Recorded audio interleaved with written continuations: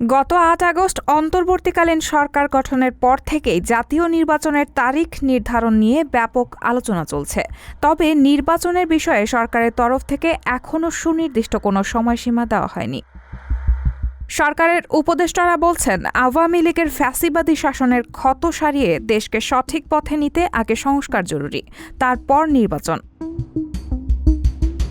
যদিও গত ২৪ সেপ্টেম্বর সেনাপ্রধান ওয়াকারুজ্জামান বলেছেন, সংস্কারের মধ্য দিয়ে ১ থেকে ১.৫ বছরের মধ্যে বাংলাদেশে নির্বাচন অনুষ্ঠিত হতে পারে। এদিকে যুক্তরাষ্ট্রের নিউ ইয়র্কে বুধবার এক অনুষ্ঠানে সাংবাদিকদের এক প্রশ্নের জবাবে ড ইউনূস বলেছেন, বাংলাদেশে কবে নির্বাচন হবে তার কোনো সময়সীমা তার কাছে নেই। যে কয়েকটি কমিশন গঠন করা হয়েছে তারা সামনের মাসগুলোতে সংস্কার সুপারিশ দেবে বলে আশা করা হচ্ছে। তারপর নির্বাচনের জন্য একটি তারিখ নির্ধারণ করা হবে। তিনি আরও বলেন, নির্বাচনে দাঁড়ানোর কোনো পরিকল্পনা তার নেই। তিনি সাংবাদিকদের পাল্টা প্রশ্ন করেন, আমাকে দেখে কি মনে হয় আমি নির্বাচনে লড়ব?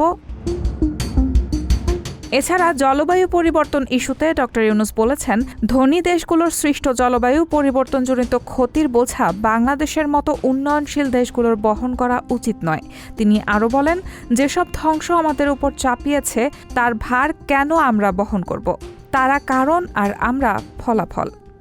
রায়হানা মুন, সবার কথা।